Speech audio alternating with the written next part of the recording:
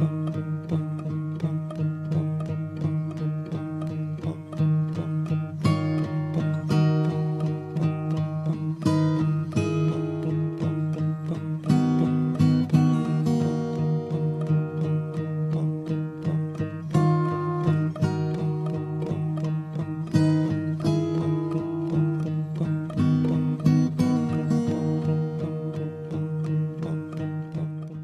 guys, Brandy here, One Hip Mountain Mama.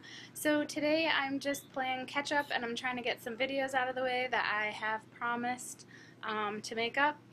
Today is video number 4 for TheCrunchyLife, and it's legal hassles regarding your choice to live a crunchy lifestyle. Sorry about that. And so there's a few things that I want to talk about. They don't all have to do with vaccinations. They have to do with a few other things. The first one would be in 2009 when I applied to nursing school. I got hassled a lot about opting out for the vaccines, the vaccine workup. I had Hep B, the whole series, when I was 13. However, I just found out in 2009 when I applied to the nursing school that my Hep B vaccinations never took. My body rejected them. So they wanted me to have the whole series redone, and I said no way if they didn't take the first time. You know, I don't trust modern medicine at this point. I kind of have lost all faith in it, as well as modern medical doctors and practitioners. So I did get hassled about that. And they weren't going to let me into nursing school. However, I kind of pushed it and said, you know, that's not really a good choice on your part.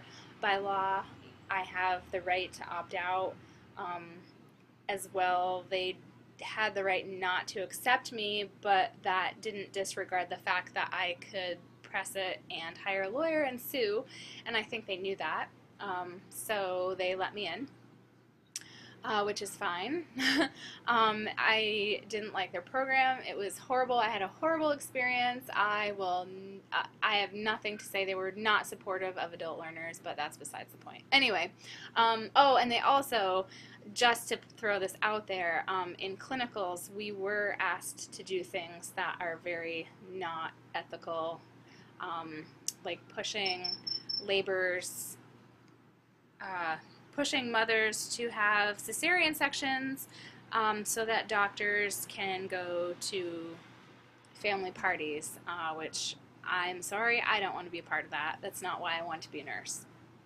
So there's a lot of things that go on in the traditional medical setting that a lot of people don't know about, and I was really like rude awakening. That's okay, I can sew it, not a big deal. Just don't pick at it or it will get bigger. Okay? Okay, go play. How's he doing? Good. Okay. But he's trying to bite me. He's trying to bite? Yes. Just tell him no. Keep your fingers out of your mouth, because I can see you're chewing on something. So, and then second, I posted a video on my personal channel a few months back about how I was hassled at our pediatrician's office, and that didn't go over well for the pediatrician either. She made a huge mistake. You can check that video out on my personal channel, and if I can figure out how to put the link in the comment box, I will do that.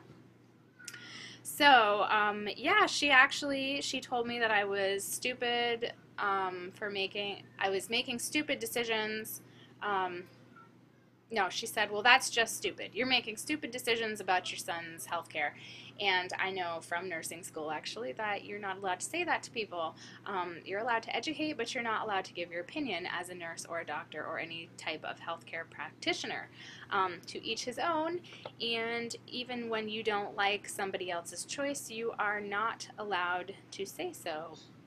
So I pushed it, and she had to sit in front of the board of directors at the main hospital here in Vermont. I'm not sure if any of you guys are familiar, but if you know Vermont, then you know the big hospital here. So I'm not going to say any more about that, but I don't know if she still works there. I don't bring my kids to the pediatrician anymore. I don't do well baby checkups. I don't do the vaccination schedule, so we haven't been. If my kids are that sick, I take them to the ER, and as long as it's not life-threatening, then I don't really push it. So there's that. And then the one big thing that I'm kind of unsure about, and I need to do some more research around this, when I had my son, I had a non-medicated birth, and I pushed him out, and in 5 minutes I was up and ready to go. I was like, all right, let's pack up, let's get this show on the road, I want to go home. And the nurse told me that I could go home, but the baby had to stay for 24 hours for observation. Now, I've heard different things about this in the state of Vermont. I have heard that you can just pick up your baby and say, peace out, I'm going home, this is my baby, and they can tell you it's not a good idea, but they can't touch you. They can try to call CPS, but I don't think CPS really pushes it here in Vermont. We're a pretty conservative state when it comes to really anything. That, I don't know, that's just what it seems to me anyway. But so basically I was just like, all right, well, because I didn't know much about it, I didn't want to have my baby taken away, and I was just like, all right, well, if you're keeping him, then you're keeping me. So but I told them, no vaccinations, no eye drops, none of that stuff. He was not to be bathed, he was not to have bottles, he was not to have sugar water, all that stuff. And they were they weren't very happy about it. They tried on 2 different occasions to try to take him out of the room to give him his first bath, and I just was not having it. I said, no, that's not what we're doing, we'll bathe him when we get home. And just to throw this out there, my son didn't have a bath until he was, I think it was 8 days old. I finally gave him one. I think it's kind of harsh to throw a baby who's just been born under the lights and under the water and all that stuff when it's totally not necessary. Babies are clean, they don't do anything. If you're bottle feeding, sometimes you get the milk that comes out of the bottle that gets stuck in the cracks of their neck. When newborns are newborns, they're not eating that much. They're not really eating enough for it to get anywhere. And they don't do anything except for sleep and snuggle. So, good girl. Good girl. Very good. Good job, Moochie. Can you give him a big one in return for finding the little one? Thank you. So say thank you, buddy. Say thank you. We're working on manners. So anyway, yeah. So I just, that's how I felt about that, and I'm gonna do some more research because I really want to know for sure.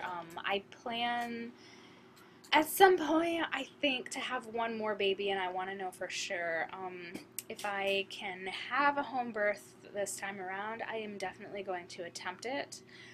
Contrary to what my OB told me with my daughter's birth, I probably could have had her safely at home. My son, his was really touchy, his birth. It could have gone 50-50. We were expecting a different outcome when I had my son, so I opted to have him in the hospital just because I was unsure health-wise what was going to happen. So there was some pretty serious complications with my son. Other than that, though, I know I was thinking this morning that there was one more thing that I wanted to talk about, but now right off the top of my head, I cannot remember what it was.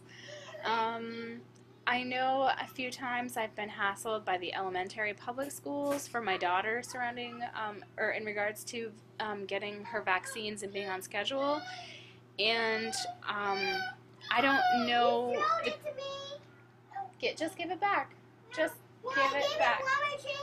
Livy, who's the mama? You or me? Give it back to him, please.